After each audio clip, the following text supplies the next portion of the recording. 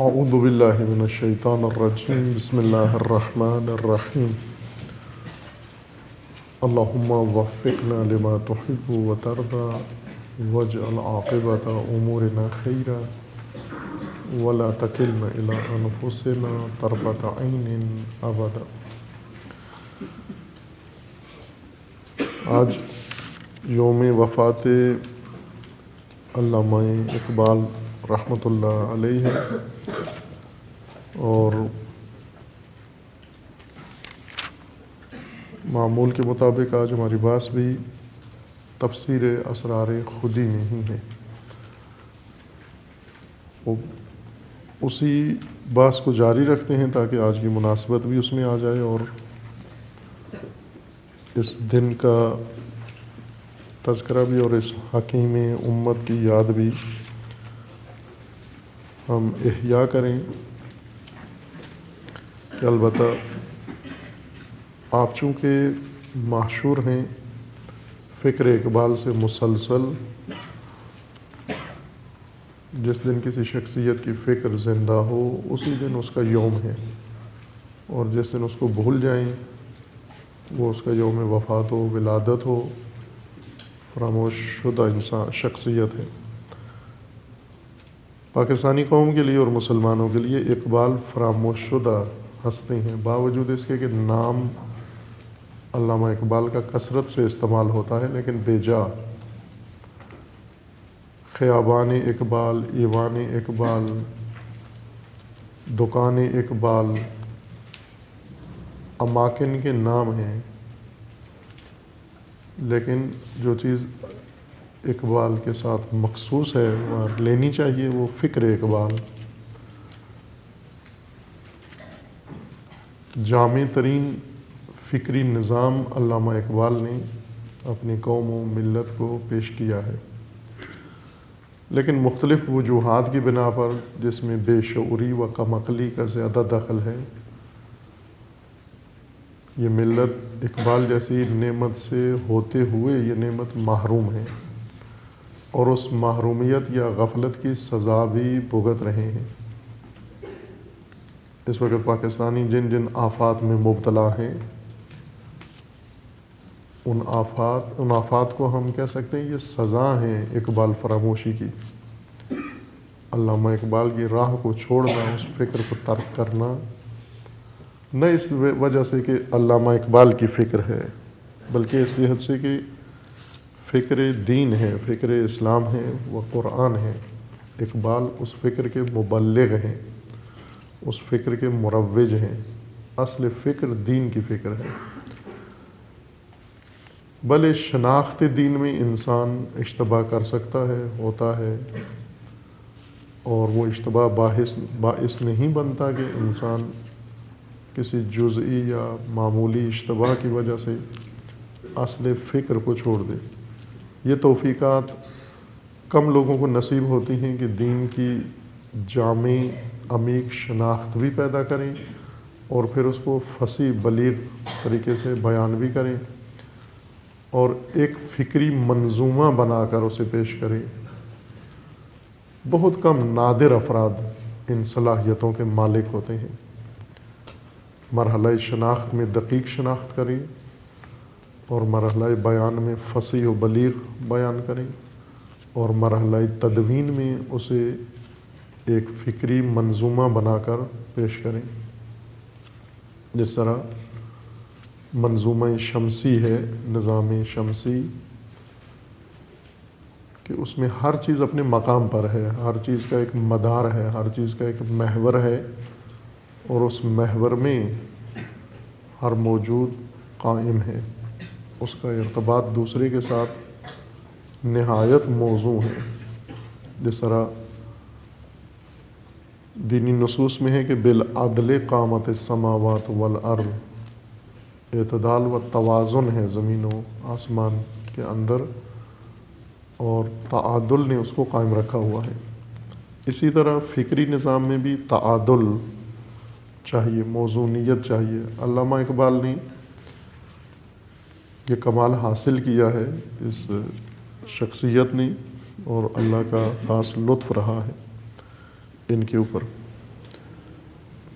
لیکن حد درجہ بے اعتنائی و بے توجہی برتی گئی ہے علامہ اقبال کی فکر کی طرف، سبک سری کی وجہ سے، سبک اندیشی کی وجہ سے، سبک مغزی کی وجہ سے، اور اس کے بجائے جن لوگوں نے فکر معاش کی تعلیم عام کی ہے جیسے سر سید احمد خان، ان کو تعلیم میں فکر میں امامت کا درجہ حاصل ہے۔ اس وقت پاکستانی بالعموم امامت سر سید احمد خان کے قائل ہیں، شیعہ ہوں یا سنی۔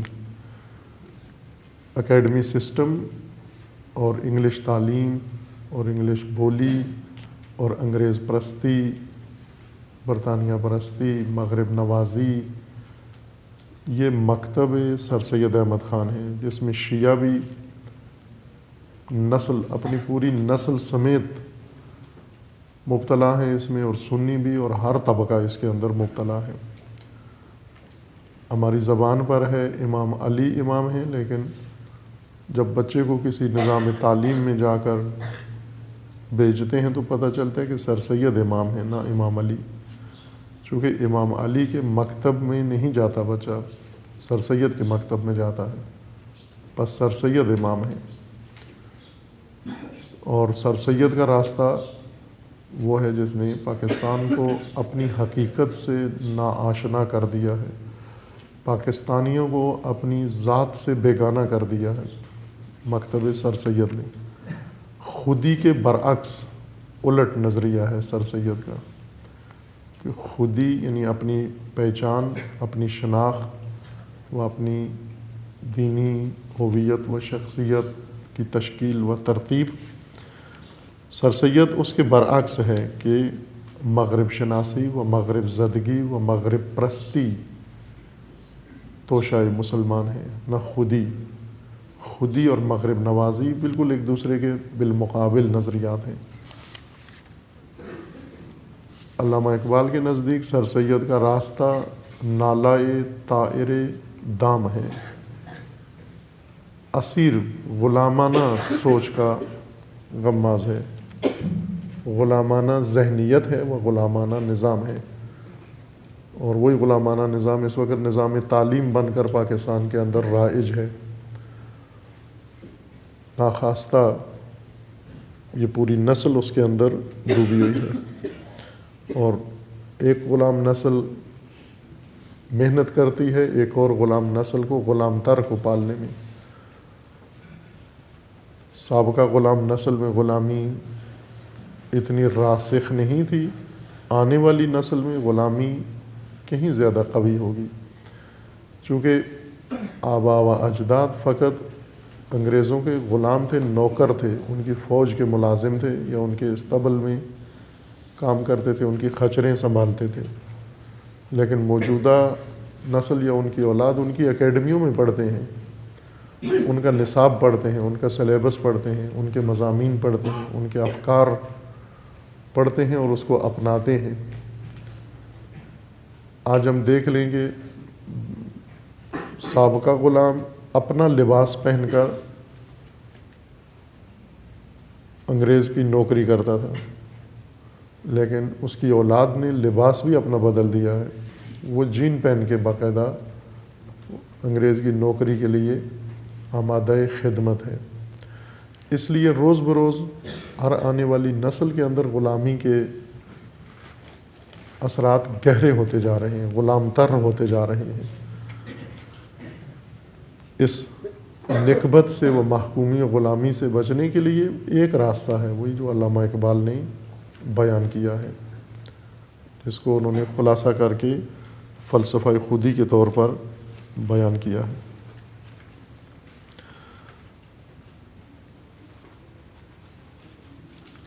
مثنوی اسرار خودی میں ایک فصل الوقت و سیف کے عنوان سے علامہ نے ذکر کی ہے، اور بہت ہی دقیق مطلب ہے جس کی طرف علامہ اقبال نے توجہ کی ہے اور دلائی ہے سب کی، اور وہ ہے حقیقت وقت کی پہچان۔ وقت کے جس مفہوم سے بھی ہم آشنا ہوں، اس کی اہمیت ہے. حتیٰ وقت اعتباری، وہ وقت جو عموماً فرضی وقت ہے، حقیقت نہیں رکھتا، لیکن ہمارے تمام امور اسی کے مطابق چلتے ہیں، منظم ہوتے ہیں، اس کی پہچان و تنظیم و اس کی قدردانی انسان کے لیے بہت اہم ہے. اگر اسی وقت کو نظر میں رکھیں، وقت شناسی و وقت کی پابندی و وقت کی قدر جاننا انسان کو غلامی سے نکال سکتا ہے. یہی سرسری مفہوم، عامیانہ مفہوم وقت کا. اور اگر وقت کو ہم فلسفی مفہوم سے دیکھیں تو جس طرح وقت کا معنی گہرا ہے، اس لحاظ سے اگر وقت کی پہچان کریں اور وقت کے قدردان ہوں اور وقت کا خیال رکھیں تو انسان کو غلامی سے نکلنے کے لیے زیادہ کوشش نہیں کرنی پڑتی. مشکل نہیں ہے غلامی سے نکلنا اگر حقیقی وقت کی پہچان کرے انسان. اور عرفانی وقت اس سے بھی زیادہ اہم ہے. جو اہل عرفان کے نزدیک وقت ہے، اس طرح کہا جاتا ہے کہ عارف یا سالک اللہ ابن الوقت ہوتا ہے. یہ اس وقت کی اصطلاح ہے، نہ عامیانہ وقت. ابن الوقت ہونا معیوب بات ہے. اگر وقت سے مراد یہ لیل و نہار اور یہ ہفتہ و ماہ و سال ہو. ابن الوقت کہتے ہیں یعنی ایسا مفاد پرست انسان، خود غرض انسان کہ جب اس کا اپنا وقت آئے تو دوست بن جاتا ہے، جب اپنا مفاد پورا ہو تو بھول جاتا ہے. اس کو ابن الوقت کہتے ہیں، مفاد پرست اور خود غرض انسان.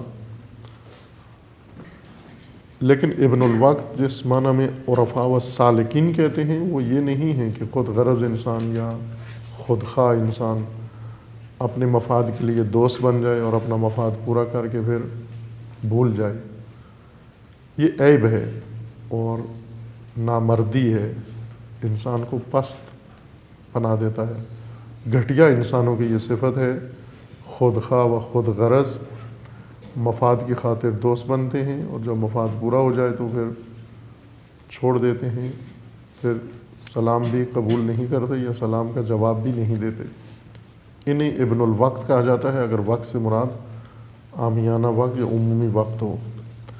عرفاء کے نزدیک وقت سے مراد وہ خاص لحظہ و گھڑی ہے، جیسے قرآن کریم میں ہے کہ علم یعنی وہ آن و گھڑی نہیں آئی اہل ایمان کے لیے جس آن و گھڑی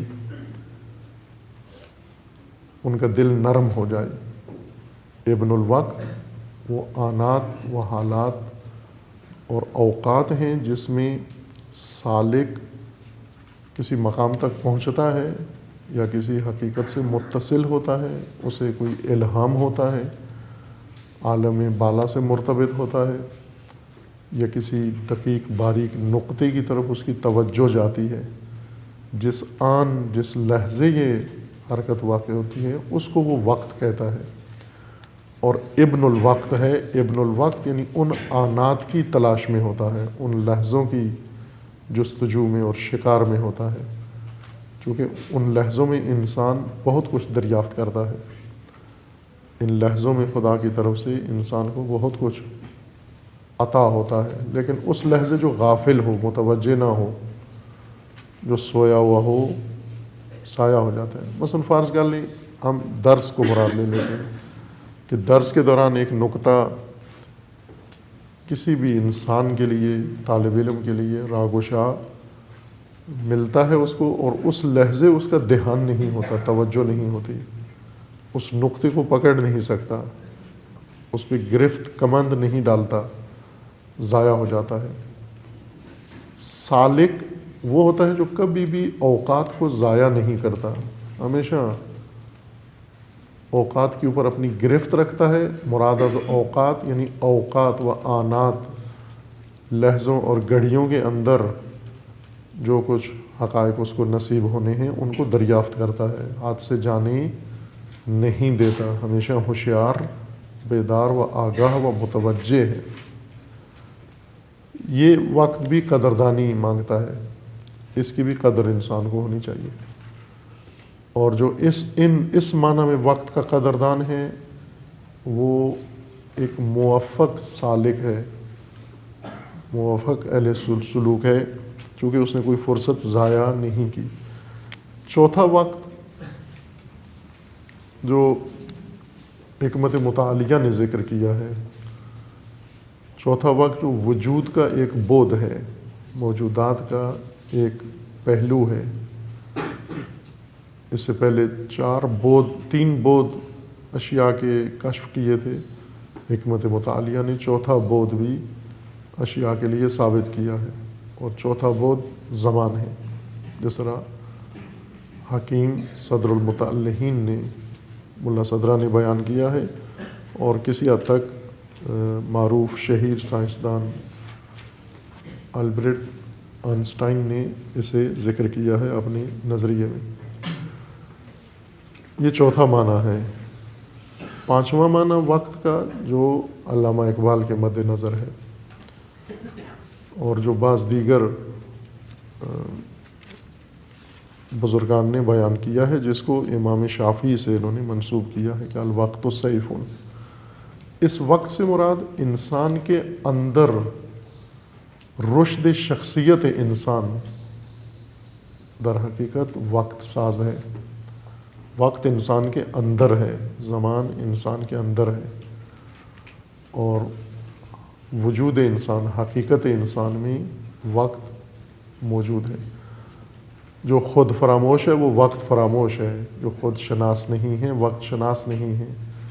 اس لیے خودی کے ساتھ اس معنی وقت کا تعلق ہے۔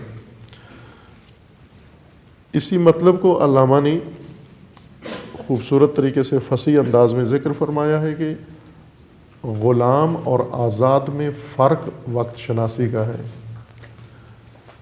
غلام اسیر وقت ہے، اور حر آزاد وقت کا مالک ہے و صاحب ہے۔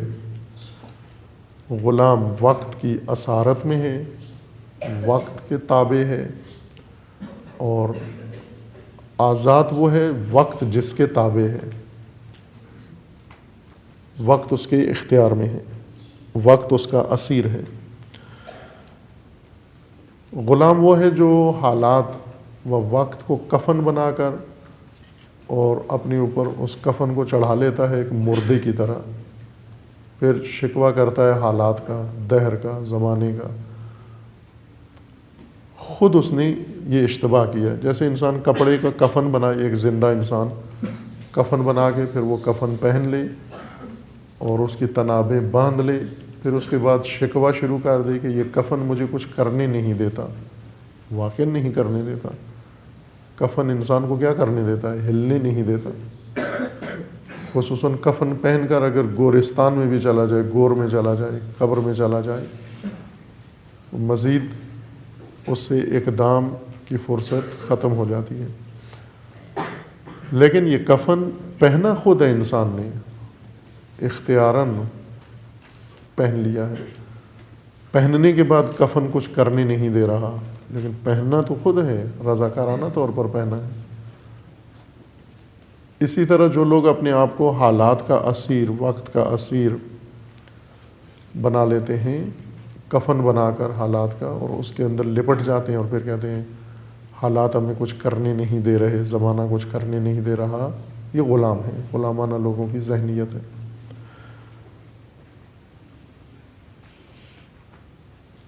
عبد اپنے لیے وقت کو پنجرہ بنا لیتا ہے صبح و شام کو، اور صبح و شام کے پنجرے میں اپنے آپ کو محصور کر لیتا ہے، اور پھر شکوہ کرتا ہے میں اس پنجرے میں قید ہوں۔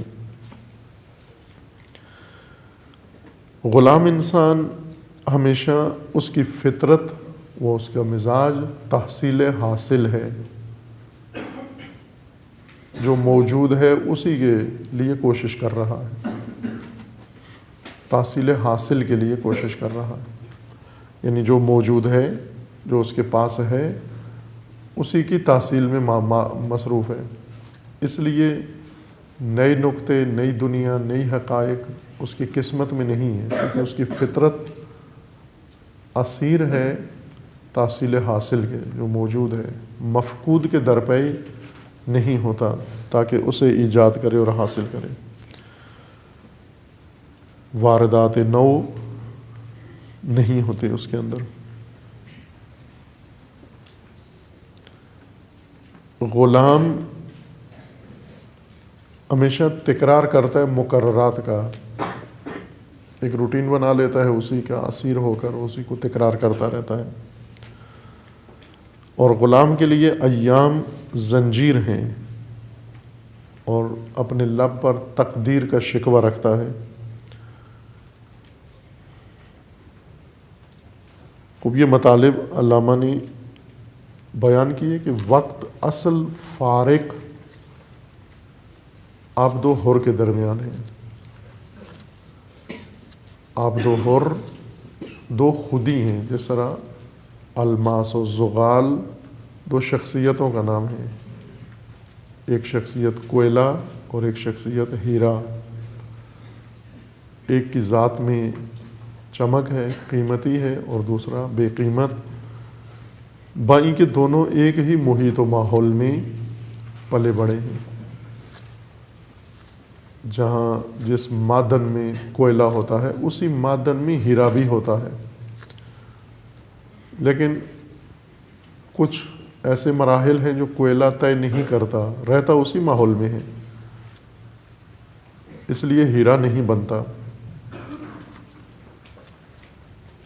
اردو میں بھی علامہ نے اس مطلب کو ذکر کیا ہے، پرواز ہے دونوں کی اسی ایک فضا میں، کرگس کا جہاں اور ہے شاہی کا جہاں اور، یعنی ایک ہی فضا میں، ایک ہی آسمان پر گدھ لاش خور بھی اڑ رہا ہے اور اسی میں شاہین بھی اڑ رہا ہے، دونوں محو پرواز ہیں ایک ہی آسمان کے اندر، ایک ہی زمین کے اوپر، لیکن دونوں کی دنیا الگ الگ ہے۔ ایک لاش ڈھونڈ رہا ہے، مردہ ڈھونڈ رہا ہے، مردار کھا رہا ہے، اونچی اڑان اڑا ہے تاکہ زیادہ مردے نظر آئیں اس کو۔ شاہین شکار کے لیے گیا ہے، نہ مردے ڈھونڈنے کے لیے۔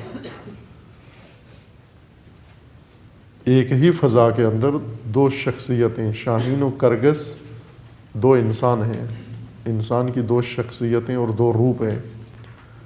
ایک ہی ماحول تربیت گاہ و ایک ہی تعلیمی ماحول میں لاش خور بھی پل رہا ہوتا ہے، کرگس بھی پل رہا ہوتا ہے کہ جس نے اس علم کے ذریعے روشنی حاصل کرنی ہے، پھر ممبروں پہ بیٹھ کر اس نے مردار تلاش کرنا ہے، یہ مردار کہاں ہے، دنیا کہاں ہے، منصب کہاں ہے، شہرت کہاں ہے۔ یہ اونچی اڑان ساری اس لاش کی تلاش کے لیے، مردار کی تلاش کے لیے، جیفا کے لیے۔ اور شاہین بھی اسی ماحول میں تربیت پاتا ہے، لیکن شکار کے لیے، نئے حقائق، نئی دنیا کو کشف کرنے کے لیے پرواز کرتا ہے، نہ کہ زمین کے اوپر پڑی ہوئی لاشیں تلاش کرتا ہے۔ ہم دیکھیں کہ ایک ہی فضا، مثلا اقبال انہی لوگوں کے پاس ساتھ پڑھے جو ان کے زمانے میں انہی اداروں کے اندر، انہی استادوں کے اندر، انہی کالجوں یونیورسٹیوں کے اندر علامہ اقبال پڑھے، اسی لاہور شہر میں پڑھتے رہے، لیکن اقبال کے ساتھ ہی بن گئے کرگس اور اقبال شاہین۔ اس شاہین نے یہ شکار کیا ہے، یہ فکر، یہ حقائق، یہ مکتب، یہ آئیڈیالوجی، یہ اس شاہین کا شکار ہے جو اس نے اپنی علمی و فکری پرواز سے حاصل کیا ہے۔ اور ہم معاصرین اقبال وہ کرگس سے آگے نہیں بڑھے، انہوں نے کیا لیا؟ کسی نے کھیت بنا لیا، کسی نے کھلیان بنا لیا، کسی نے اموال بنا لیے، کسی نے گھر بنا لیا، کسی نے بنگلہ بنا لیا۔ وہ گدھ بن کر گئے اور اقبال شاہین۔ اور یہی دوسرے شخصیات کے اوپر بھی صدق کرتا ہے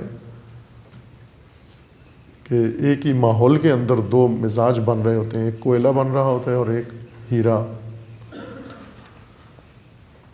اقبال فرماتے ہیں کہ یہ بنیادی فرق دو شخصیتوں کا عبد و حر، یہ دو شخصیتیں ہیں، غلامانہ شخصیت اور آزاد شخصیت، جو خودی کی پرورش کر لے، خودی کی پہچان کرے، خودی کی شناخت کرے، اور خودی کی پہچان میں وقت کا ایک اہم دخل ہے۔ یہ آزاد انسان ہے، آزاد مرد ہے۔ امیر المومنین بھی اسی آزاد مرد کی تلاش میں ہے۔ الا حرن، کوئی حر ہے تم میں سے؟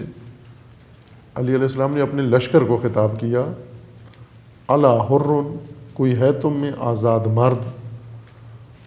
چونکہ عبد الشکم تو کہا کہ ہو تمہارے اندر ہیں، عبد الحوث، عبد الشہوات، عبد المنصب، عبد المال، عبد الدنیا، عبد النفس امارہ، یہ تو ہو تم۔ کوئی حر ہے جو ان ساری زنجیروں سے آزاد ہو؟ الا حرن، کوئی ہے آزاد مرد تم میں؟ تعجب کی بات ہے، کوئی بھی کھڑا ہو کے نہیں اس نے کہا کہ میں ہوں وہ آزاد مرد جو آپ کو چاہیے، چونکہ خود علی آزاد مرد ہیں، وہی حر ہیں، خود آزاد ہیں، ابو تراب ہیں، تمام زنجیروں توڑ کر آزاد ہیں۔ یہ حر انسان کی ایک شخصیت کا نام ہے جو خودی کی شناخت سے بنتی ہے۔ یہ مطلب بیان فرمانے کے بعد فرماتے ہیں کہ آمد الصوت و صدا پاک ان سخن، در نمی آید بے ادراک ان سخن۔ یہ بات کسی صدا و صوت اور جملے اور کلام کے بغیر آئی ہے اور محتاج نہیں ہے کلام و صوت و صدا کی۔ در نمی آید بے ادراک ان سخن، یہ سخن بہت عالی ہے، زمینی، خاکی اور زغالی خودی میں یہ بات نہیں اترتی، عالی متعالی انسان کا حصہ ہے یہ انجیر ہر پرندے کی خوراک نہیں ہے، یہ پاکیزہ مطلب، یہ معرفت خاص انسانوں کے لیے خدا نے بنایا ہے۔ لا یمسہ الا المطہرون، پاکیزہ لوگوں کے علاوہ کوئی مس نہیں کر سکتا، سمجھ نہیں سکتا اس کو۔ گفتمو، اب یہ بتا رہے ہیں کہ یہ مطلب جو بیان کیا ہے اس کو الفاظ کی مدد سے مت سمجھو، اس کو اپنی دل میں، اپنی حقیقت کے اندر تلاش کرو اس کو، اور اپنی حقیقت تلاش کرنے کے لیے ظاہر ہے بہت کچھ چھوڑنا پڑتا ہے، اس سے انسان کو فارغ ہونا پڑتا ہے۔ جن آلودگیوں میں، آفات میں انسان مبتلا ہے، ان آفات کے ہوتے ہوئے یہ مطالب انسان کے پلے نہیں پڑتے۔ کچھ پاکیزگی چاہیے، طہارت چاہیے، طہارت تخیل چاہیے، طہارت تعقل چاہیے، طہارت حواس چاہیے، طہارت ادراک چاہیے۔ یہ طہارت آئے تو ایسے مطالب انسان کو نصیب ہوتے ہیں۔ اگر آلودگی ہو، کچرا پڑا ہوا ہو، خیال و فکر و ذہن میں، کچرے کے اندر یہ باتیں نہیں آتی۔ گفتم و حرفم زمانی شرمسار، شکوے یہ معنی کہ بحرفم چکار، میں نے یہ بات کہہ دی ہے لیکن یہ کلام شرمسار ہے، شرمندہ ہے معنی کے سامنے، چونکہ الفاظ و جملے یہ حق کے معنی ادا نہیں کر سکتے، اس لیے الفاظ شرمندہ ہیں۔ یعنی علامہ اقبال فرماتے ہیں کہ یہ مطلب جو الوقت و سیف میں جو بیان کیا ہے، اگر آپ کو محسوس ہو رہا ہے کہ کھلی نہیں بات، ویسا ہی ہے، بات واضح نہیں ہوئی۔ وجہ کیا ہے؟ چونکہ الفاظ شرمندہ ہیں اس معنی کے سامنے۔ شکوے یہ معنی کہ بحرفم چکار، اور معنی شاکی ہے کہ الفاظ سے مجھے کیا سروکار ہے، میں تو الفاظ کے دائرے میں نہیں سماتا۔ بس معانی کو وہ قلب شکار کرتا ہے جو معانی کے لیے بنایا گیا ہے، قلب نہ کان۔ اذن صوت و صدا کے لیے ہے اور قلب شکار معانی کے لیے ہے۔ قلب آلودہ ہو، دل کے اندر اگر کچرا بھرا ہوا ہو، کانوں میں آواز پڑتی ہے لیکن دل میں کوئی بات اترتی نہیں ہے، قلب مرین ہے، بل ران علی قلوبہم، رین میل زنگ چڑھا ہوا ہے دل کے اوپر۔ اب ظاہر ہے کہ زنگ خوردہ دل وہ تو معانی کو شکار نہیں کرتا، اور الفاظ کے اندر یہ معانی سماتے نہیں ہیں، دل کی خوراک ہے اور دل آمادہ نہیں ہے۔ زند معنی چون بحرف آمد بمرد، از نفس ہایتو نار او فسرد۔ زندہ معنی جب کلام میں اتارا جائے تو معنی مر جاتا ہے، معنی کلام کے بغیر درک ہو جائے زندہ رہتا ہے۔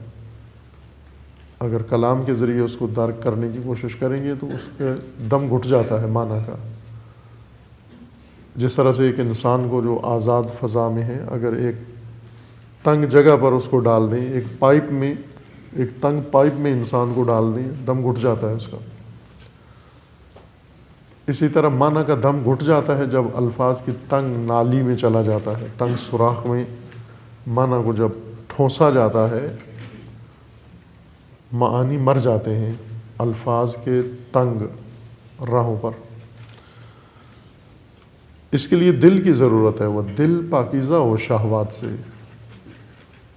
دل سب سے زیادہ آماج گاہ ہے خطرات کی، آفات کی، چونکہ ہر حملہ ور پہلا حملہ دل پہ کرتا ہے، بعد میں متعلقات دل، چونکہ مرکز سلطنت انسان دل ہے، اس تخت پہ پہلے قبضہ ہوتا ہے، اور جس کے قبضے میں دل آ جائے پورا وطن اس کا ہے۔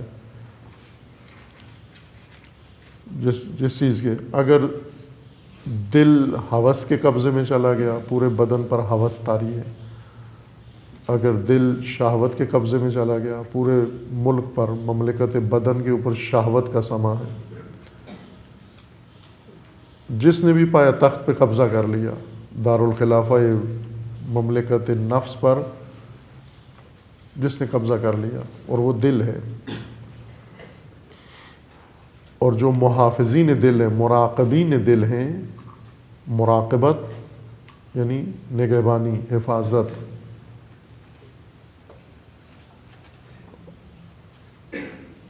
مراقبت رقبہ سے، رقبہ گردن کو کہتے ہیں، یعنی جو گردن اٹھا کے رکھتے ہیں، کس لیے؟ تاکہ دھیان رکھیں۔ جس طرح ایک ہوشیار محافظ، نگہبان ہمیشہ اپنی گردن اٹھا کے رکھتا ہے اور گردن سے آگے جھانکتا ہے، ہر آنے جانے والے پر نظر رکھتا ہے گردن بڑھا کر، اس وجہ سے اس کو کہتے ہیں رقیب۔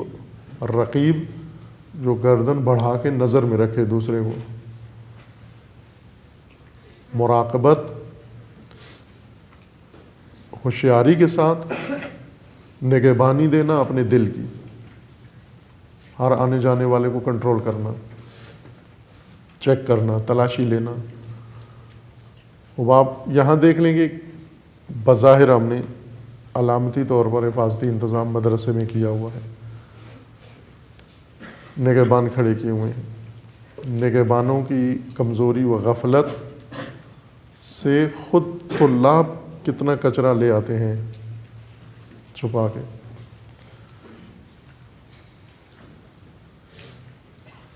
موبائل لے آتے ہیں، سم لے آتے ہیں، کیا کیا آلودگیاں لے آتے ہیں اس نگہبان کو دھوکہ دے کے۔ خب جو آدمی گیٹ پہ کھڑے ہوئے ایک فرد کو دھوکہ دے کے اور ممنوعہ چیز لا کے اپنے ہاسٹل میں، کمرے میں، پاکیزہ مدرسے میں لے آیا ہے، اس کے دل کی کیا حالت ہوگی؟ جس کی الماری کی یہ حالت ہے، جس کے کمرے کی یہ حالت ہے، جس کی جیب کی یہ حالت ہے، اس کے دل کی کیا حالت ہوگی؟ اس نے وہاں کیا کچرا جمع کیا ہوا ہے، جبکہ وہاں کوئی نگہبان بھی نہیں ہے۔ نگہبان ہوتے ہوئے اس نے یہ جمع کیا ہے جہاں نگہبان ہی نہیں ہے، رقیب ہی نہیں ہے، مراقبت نہیں ہے. دل آماجگاہ ہے شہوات و آفات کی. اس دل کو ہم کہتے ہیں درس پڑھے، اس دل کو کہتے ہیں سالک بنے، اس دل کو کہتے ہیں یہ عارف بنے، اس دل کو کہتے ہیں یہ الہی بنے. کیسے بنے؟ یہ ڈھیر کس طرح سے بنے، کیسے بنے؟ معانی، یہ انسان جس کا دل پر ہے آفات سے، کانوں کی مدد سے علم حاصل کرنے کی کوشش کرتا ہے. کان صرف سماعت لفظ کے لیے ہیں، ادراک معنی کان کی ذمہ داری نہیں ہے. شکار معنی دل کا کام ہے.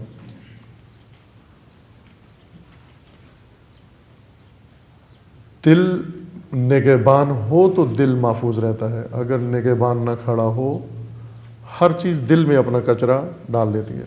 دل کی حالت، وہ دل جس کا نگہبان نہیں ہے اس کی حالت محلے کا وہ خالی پلاٹ ہے، سب گھروں والے پورا محلہ کچرا اٹھا کر اپنا اس خالی پلاٹ میں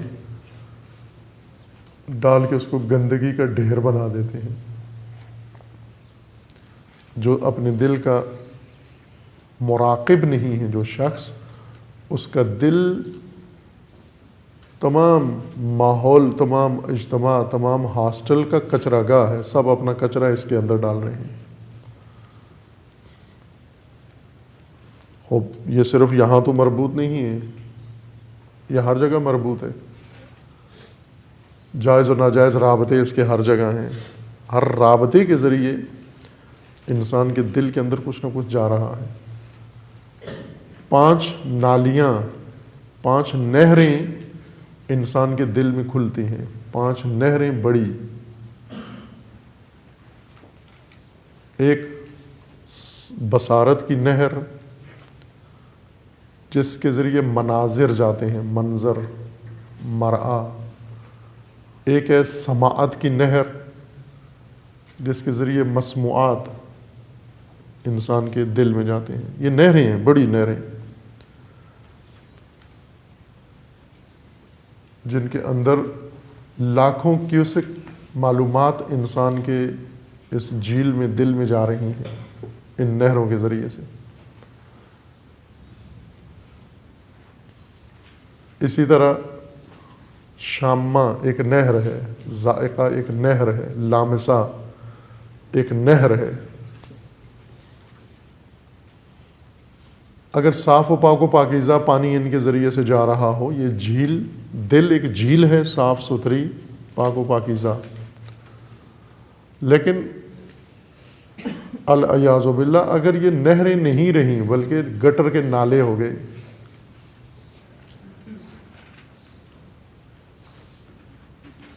یہ بائی روڈ پہ ایک نالا بہتا ہے، یہ ابھی بھی نہر کے نام سے معروف ہے. یہ کھیتی باڑی کے لیے صاف پانی کی نہر ہے. جس طرح لاہور کے اندر ایک معروف نہر ہے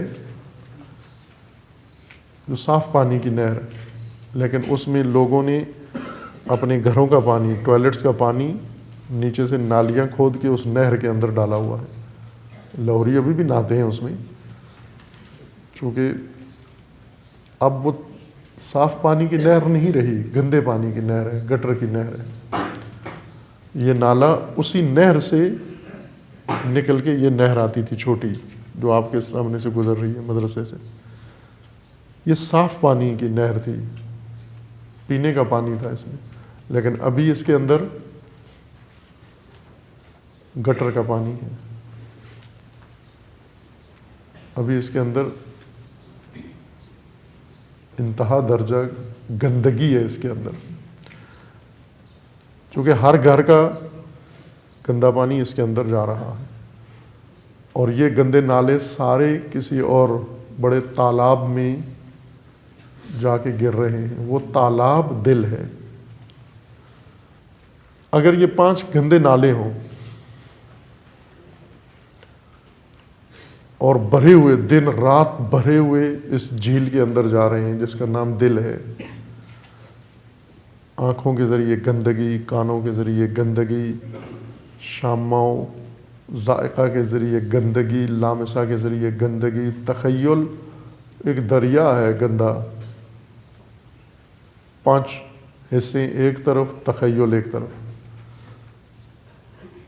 ان 5 حواس کے ذریعے سے انسان اتنی گندگی نہیں منتقل کرتا دل میں جتنی تخیل کے ذریعے منتقل کرتا ہے، چونکہ تخیل یہ نہریں کہ 5 حصے باہر کی گندگی، خود گندگی تولید نہیں کرتی، سماعت باہر موجود گندگی کو انسان کے دل میں منتقل کرتی ہے، بصارت باہر موجود گندگی کو انسان کے دل میں منتقل کرتی ہے، لیکن تخیل گندگی کی فیکٹری ہے، کارخانہ ہے، خود گندگی تولید کرتا ہے، بناتا ہے تخیل، اور یہ سارا تخیل مواد سارا دل میں ڈالتا جاتا ہے۔ اب آپ اس تالاب کو دیکھیں، اس تالاب کو کہتے ہیں دین پڑھو۔ اب تم گندا تالاب اسے لے آئے ہیں پاکیزہ دین پڑھنے کے لیے، قرآن سمجھنے کے لیے، اسے لے آئے ہیں فکر اقبال سمجھنے کے لیے، اسے لے آئے ہیں فکر امام خمینی سمجھنے کے لیے۔ ناب، مشرب ناب، مشرب وہ جھیل، ناب یعنی صاف ستھری، مشرب جہاں شرب کیا جائے، جہاں سے پینے کا پانی لیا جائے، اور ناب بالکل خالص، صاف اور شفاف، مشرب ناب چه باید مردرا طبع بلندی مشرب نابی۔ اسلام ناب، خالص اسلام، پاک و پاکیزہ اسلام، مطہر اسلام، ائمہ طاہرین کا اسلام۔ وہ یہ گندی جھیل میں کیسے جائے گا یہ اسلام؟ اس دل میں کیسے جائے گا یہ؟ گفتم و حرفم سے معنی شرمسار، بات تو کر دی ہے الفاظ کی مدد سے، لیکن معانی کے سامنے الفاظ شرمندہ ہیں۔ یہی الفاظ جو اس نظم میں استعمال ہوئے ہیں، علامہ فرماتے ہیں کہ یہ سارے جملے معانی کے سامنے شرمندہ کھڑے ہیں، کیونکہ حق معنی ادا نہیں کر سکے۔ شکوہ یہ معنی کہ بحرفم چکار، اور معنی شاکی ہے کہ الفاظ سے مجھے کیا تعلق ہے، ان الفاظ سے، پھر کس طرح معانی کو انسان درک کرے؟ اپنی خودی اپنے دل کے ذریعے، معانی دل کے ذریعے شکار ہوتے ہیں۔ زندے معنی یا زندے معنی چون بحرف آمد بمرد، زندہ معنی اگر اس کو الفاظ کے پنجرے میں لا کر ادا کرو گے تو مر جاتا ہے، چونکہ الفاظ تنگ ہیں، معنی وسیع ہے، وسیع و زندہ چیز کو اگر تنگ چیز کے اندر ڈالیں گے مر جائے گا، دم گھٹ جائے گا اس کا، اس لیے معانی کا دم گھٹ جاتا ہے الفاظ کے اندر۔ از نفس های تو نار اوس فسرد، تیری سانسوں سے تپش مانا کہ بجھ گئی ہے، جس طرح ہم کبھی پھونک مار کے موم بتی بجھا دیتے ہیں یا کسی چیز کی تپش کو کم کرتے ہیں،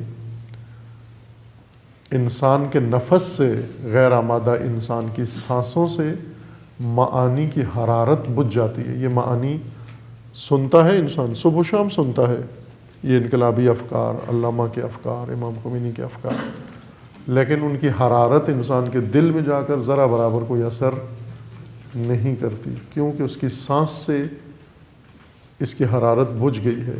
بجھا ہوا معنی کوئلہ اندر گیا ہے، انگارہ نہیں گیا، اس شعلے کو بجھا دیا اس کے نفس نے۔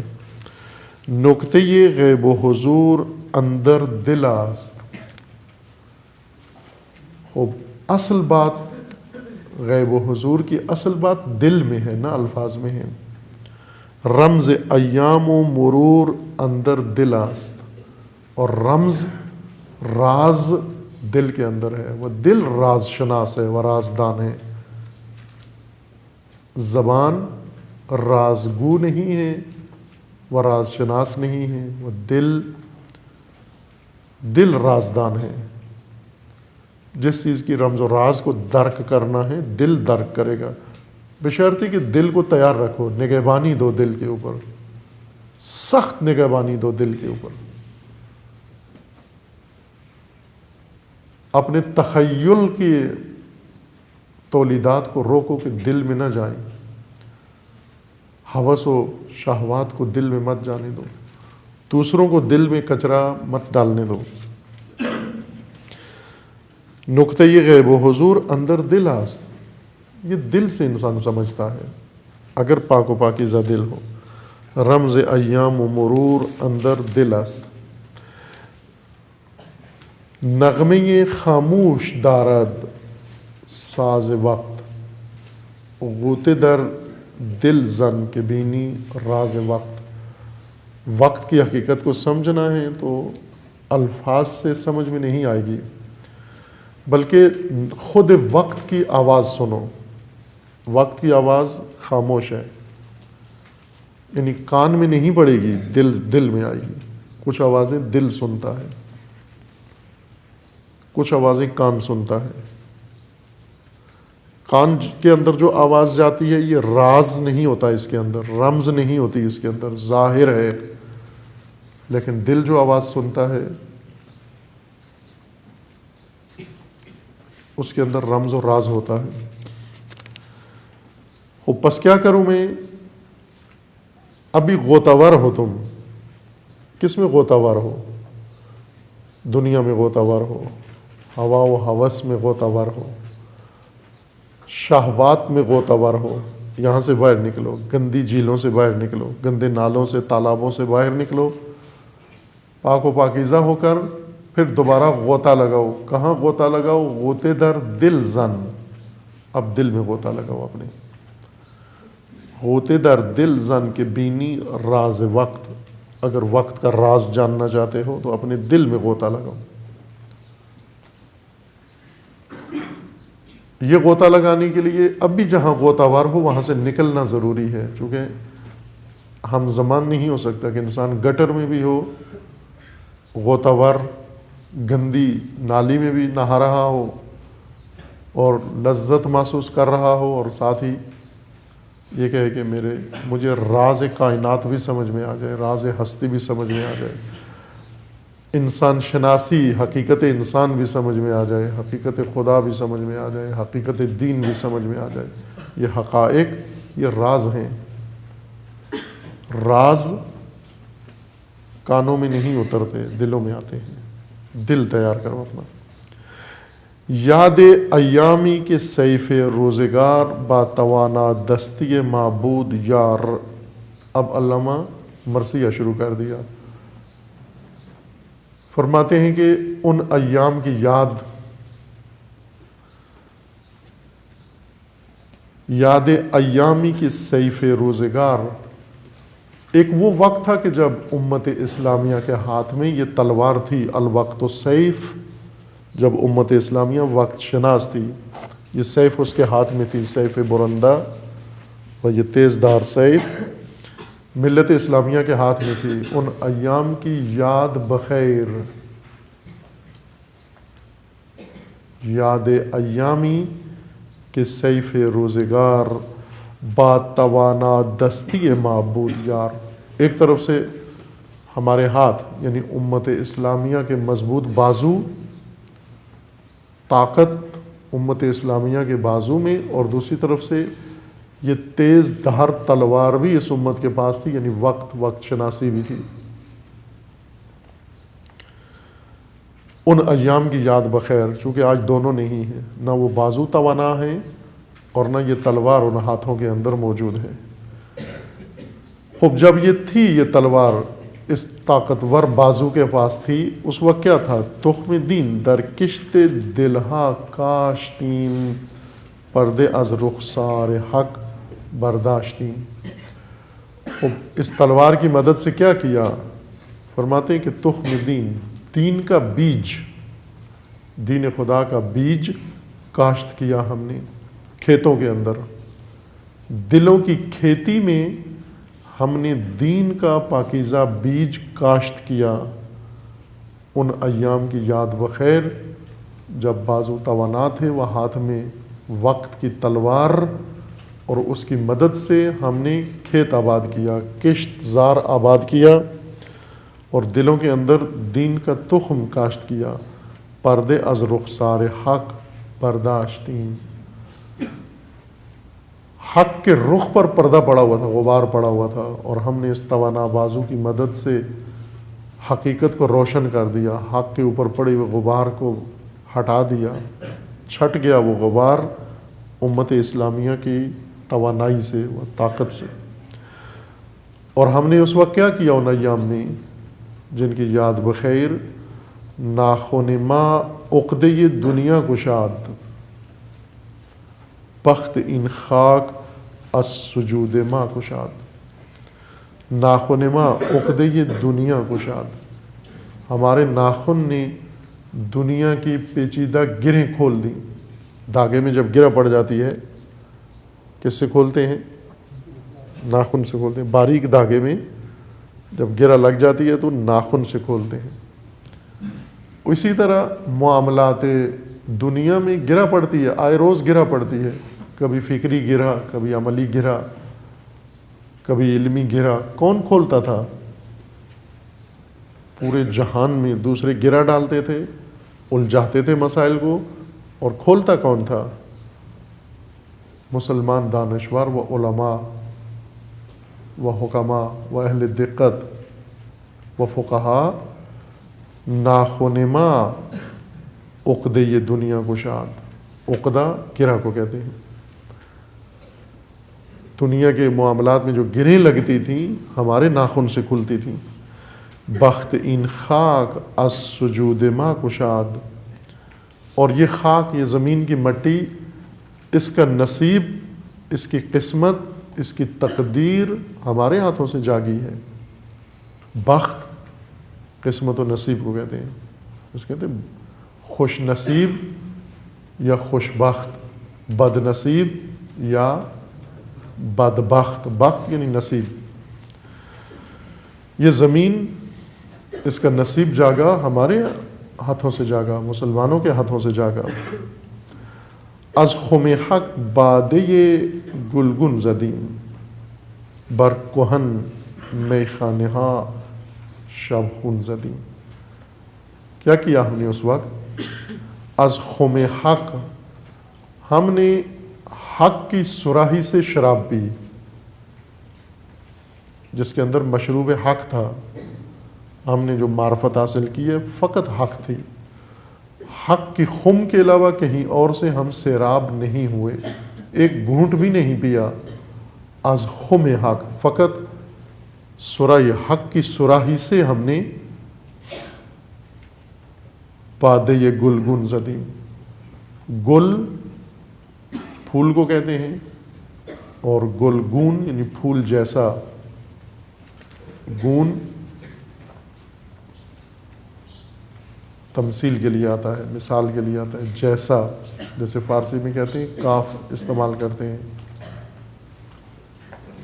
تشبیہ کے لیے، فارسی میں اس کے لیے گون کا لفظ استعمال ہوتا ہے۔ نیلگون نیلے جیسا، سبزگون سبز جیسا، گلگون گل جیسا۔ از خم حق، حق کی سراہی سے، بادے، بادے یعنی پیالہ، جام، ہم نے جام پیا ہے، پیالہ بھر کے پیا ہے۔ کہاں سے لیا؟ حق کی سراہی سے لیا ہے۔ ہر جگہ جا کر نہیں بیٹھے، ہر ایک کے سامنے نہیں بیٹھے، ہر ایک سے نہیں کہا کہ ہمیں پڑھاؤ، فقط حق کی سراہی سے ہم نے اپنا بادہ پیمانہ بھرا، وہ پیمانہ جو گلگون تھا، پھول جیسا تھا، جس کے اندر پھول جیسی مہک موجود تھی۔ از خم حق بادے گلگن زدیم، بر کہن میخانہا شب خون زدیم۔ اور پھر ہم نے کیا کیا کہ وہ جو پرانے میخانے بنے ہوئے تھے، جو لوگوں کو گمراہی کی شراب پلا رہے تھے، جہالت کی شراب پلا رہے تھے، ایسے میخانہ استعارہ ہے، جہاں سے انسان کچھ لیتا ہے، معرفت حاصل کرتا ہے، علم حاصل کرتا ہے، یہ مے خانہ ہے، شاعرانہ تمثیل ہے۔ اس سے پہلے کہ ملت اسلامیہ، ملت مسلمان جا کر جو کچھ خود اس نے بادۂ حق سے پیا ہے، خم حق سے پیا ہے، اور یہ جام عام کرے، اس سے پہلے بہت سارے میخانے دنیا کے اندر تھے۔ در حقیقت تفسیر کر رہے ہیں کہ هو الذی ارسل رسولہ بالہدی ودین الحق لیظہرہ علی الدین کلہ، یہ دین حق ہے، اس کو آپ نے غلبہ دینا ہے باقی تمام ادیان کے اوپر۔ وہ باقی ادیان سارے یعنی میخانے، انسان کے خود ساختہ دین، مکتب، جن کے کنارے پہ انسانیت بیٹھی ہوئی تھی اور سیراب ہو رہی تھی ان آلودہ میخانوں سے، وہاں کیا کیا ہم نے؟ شب خون مارا، یعنی ان کو تار و مار کر دیا، تہس نہس کر دیا، ختم کر دیا، ویران کر دیا۔ جس طرح حضرت ابراہیم نے بت خانہ ویران کیا، علامہ اقبال فرماتے ہیں کہ مسلمانوں کے علم نے وہ تمام جہالت کے میخانے جو پہلے بنے ہوئے تھے سلسلے، ان سب کو ختم کر دیا، شب خون مارا ان پر۔ اے میں یہ دیرین در مینا یہ تو، شیشے یہ آب از گرمی صحبا یہ تو۔ اب خطاب کرتے ہیں اہل مغرب کو، اہل مغرب جنہوں نے آج مسلمانوں کو اپنا غلام بنایا ہوا ہے اور مسلمانوں کے اوپر سرداری و آقائی کر رہے ہیں۔ مرزا کھڑے ہو جاؤ آپ بھی۔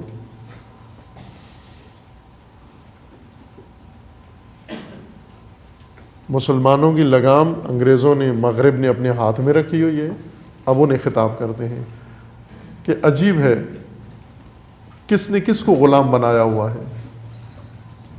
سرداروں کو غلاموں نے غلام بنا لیا ہے۔ یہ سردار تھے مسلمان، یہ سردار تھے، یہ بادشاہ تھے، یہ سلطان تھے عالم معرفت الدین کے، لیکن آج نوکر ہیں، وہ چاکر ہیں اہل مغرب کے، اور اہل مغرب تحقیرآمیز نگاہوں سے ان کو دیکھتے ہیں، توہین آمیز نگاہوں سے ان کو دیکھتے ہیں۔ اب ان کو خطاب کرتے ہیں، اے میں یہ دیرین در مینا یہ تو، اے اہل مغرب آپ کے مینا میں، آپ کی صراحی میں میں یہ دیرینہ موجود ہے، یعنی وہ جو ہماری شراب تھی، ہمارے خم میں تھی، وہی تمہارے آج مینا میں چلی گئی ہے، تم نے لوٹ لی ہے۔ اے میں یہ دیرین در، دیرین پرانی کوہنا، میں یہ کوہنا یعنی خالص اسلامی تعلیمات، ناب اسلامی تعلیمات، اردو میں بھی ساقی نامہ میں اور دیگر نظموں میں علامہ نے اسے بہت خوبصورت طریقے سے بیان کیا ہے۔ اے میں یہ دیرین در مینا یہ تو، اے اہل مغرب کہ آج اپنی مینا میں، اپنی صراحی میں میں یہ دیرینہ پرانی شراب ڈال کے اترا رہے ہو۔ شیشے یہ آب از گرمی صحبا یہ تو، آج تمہارے صراحی میں، تمہارے جام میں، شیشے آب میں، از گرمی صحبا یہ تو، تمہارے صحبا بھی اسی جام ہی کو کہتے ہیں، صحبا فارسی میں جام کو کہتے ہیں۔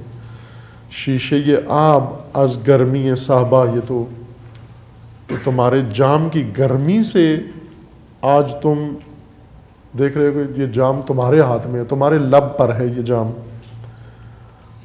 از غرور و نخوت و کبر و منی، تانے بر ناداری ما میزنی، تمہارے ہاتھ میں یہ خم ہے، تمہارے ہاتھ میں آج مینا ہے، اس کے اندر میں یہ دیرینہ ہے، تمہارا جام بھرا ہوا ہے، اور اس بھرے ہوئے جام کو ہاتھ میں لے کر اسلامی امت کی تحقیر کر رہے ہو، تانا دے رہے ہو۔ از غرور، مغرور بھی ہو تم، نخوت بھی ہے تمہارے اندر، تکبر بھی ہے، و کبر و منی، تکبر و کبر ہے تمہارے اندر، منیت بھی ہے تمہارے اندر۔ ہم اہل مغرب، یہ منی من سے، من میں یعنی انانیت، تمہارے اندر یہ انانیت آئی ہے، غرور آ گیا ہے، تکبر و نخوت تمہارے اندر ہے، اور اس غرور کے نشے میں طعن بر ناداری مامی زنی، ہمیں تانا دیتے ہو کہ مسلمان نادار ہیں، مسلمان فقیر ہیں، مسلمان پسماندہ ہیں، مسلمانوں کے پاس کچھ بھی نہیں ہے، اور ہمارے در پہ آج جھکے ہوئے ہیں۔ اور ایسا ہی ہے، تمام عالم اسلام اہل مغرب کے در پہ گدا ہے، بھیک مانگ رہا ہے، معاش کے لیے بھی ان کے در پہ ہے، علم کے لیے بھی ان کے در پر ہے، تجربے کے لیے ان کے در پر ہے، دنیا کے لیے ان کے در پر ہے، سیاست ہو، اقتصاد ہو، ہر چیز کے لیے اہل مغرب کے در پہ مسلمان جھکا ہوا ہے۔ اور یہ اقبال کے لیے زیادہ افسوسناک حالت ہے۔ یہ جو سر سید کا پسندیدہ منظر ہے، اقبال کے لیے بہت ہی دل آزار منظر ہے۔ سر سید کی آرزو، خواب پورا ہوا ہے کہ تمام مسلمان درے غرب پہ بھیک مانگ رہے ہیں، کیونکہ انہوں نے راہ یہی دکھایا، بیکاری بنایا اور بن گئے، زبان بھی سیکھ لی بھیک مانگنے کی، انہی کی زبان سیکھی، انہی کی علوم پڑھے، انہی کا سب کچھ کر کے انہی کے در پر جھک گئے۔ لیکن اقبال انہیں فرما رہے ہیں کہ ہماری ناداری کا تانا اپنے غرور کے ذریعے ہمیں دے رہے ہو، تو سنو جام ما ہم زیب محفل بودہ است، سینے ما صاحب دل بودہ است۔ ایک وقت میں ہم بھی صاحب جام تھے اور سب ہمارے در پہ جھکے ہوئے تھے۔ جام ما ہمارا پیالہ بھرا ہوا تھا، ہم زیب محفل بودہ است، اور پوری محفل یعنی پوری دنیا میں معرفت کا ایک جام چلتا تھا، اور وہ مسلمانوں کا جام تھا، اسلام کا جام تھا۔ یہ معرفت سکھاتے تھے دنیا کو۔ سینے ما صاحب دل بودہ است، ہمارے سینے میں اس وقت دل تھا، آج وہ دل کچرے سے بھر گیا، کچرا دانی بن گیا ہے، لیکن پہلے دل تھا وہ۔ عصر نو از جلوہ آراستے، از غبار پای ما برخاستے۔